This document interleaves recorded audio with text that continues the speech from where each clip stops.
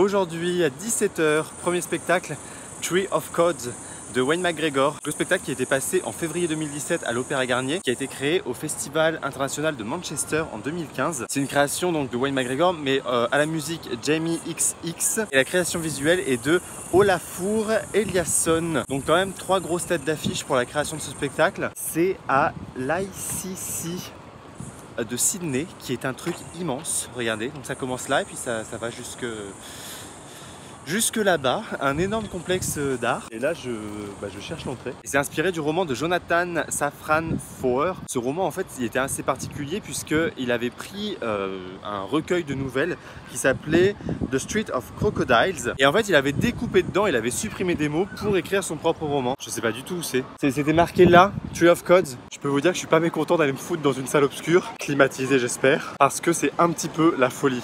Ah bah, pour vous prouver ça, regardez. Les gens sont dans les fontaines.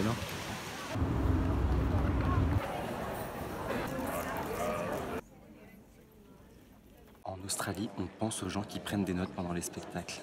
Il y a des petites tablettes. Je crois que c'est culturel, hein, mais on n'est pas trop habitué aux petites tablettes remplies avec des chips et de la bière chez nous. Hein.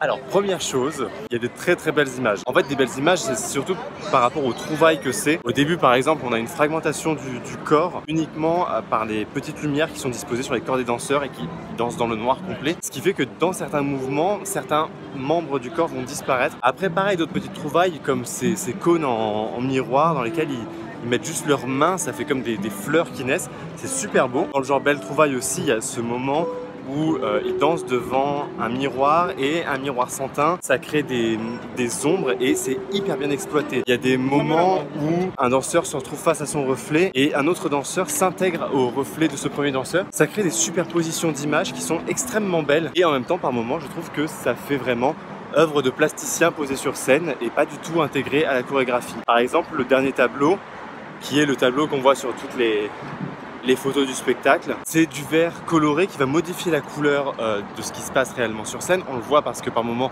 ça s'ouvre et on se rend compte que c'est pas la même couleur que celle qu'on percevait depuis le début. Le problème c'est que ça fait un petit peu habillage superficiel selon moi. Quand ça s'intègre pas, je trouve qu'on voit vraiment le mariage pas très heureux entre plasticien et chorégraphe. Moi ça me rappelle beaucoup ce que j'avais vu où Duchamp avait fait la scénographie. Ça faisait spectacle où les danseurs dansent dans une salle d'exposition. Sauf que là, on est dans un rapport frontal, dans un rapport de spectacle et qu'on n'a pas envie de voir une salle d'exposition sur scène avec des danseurs qui dansent autour des œuvres. Un point hyper positif du spectacle, c'est la musique. Elle est tridimensionnelle. Donc ça crée une ambiance avec des petits effets sonores qui sont parfois perturbants, qui surgissent un peu de nulle part. Et on ne sait pas trop si c'est normal, s'il y a du bruit en dehors de la salle. Donc on est vraiment en plein dans le truc, ça c'est vraiment hyper cool. Par contre, c'était fort. Mais c'est très fort, mais comme tous les spectacles en Australie en fait j'ai l'impression. Et le petit truc qui m'agace, moi, tous les danseurs et danseuses sont habillés au début, en tout cas, avec des sous-vêtements couleur chair. Et moi le sous-vêtement couleur chair en danse, ça m'agace. Je trouve que c'est de la nudité puritaine, c'est de la nudité académique. Soit on est en académique, soit on est nu. Parce que clairement l'objectif quand on se met en sous-vêtement couleur chair, c'est de créer une illusion de nudité. Ça marche pas du tout. C'est comme au théâtre quand on fume une clope. Soit on fume une clope et on l'allume réellement, soit on fume une clope imaginaire, mais on fume pas une clope éteinte. C'est insupportable les entre-deux. Là c'est ça. Franchement il faut bannir le sous-vêtement couleur chair des spectacles de danse. C'est comme le collant couleur chair. Christina Cordula l'a dit, fashion faux pas. Ok, rien à voir avec le Sydney Festival, mais aujourd'hui je suis allé dans une galerie, la White Rabbit Gallery, qui est à Chinatown. C'est une galerie d'art contemporain chinois et vraiment c'est super. Je vous mets quelques images de là pour terminer cette vidéo.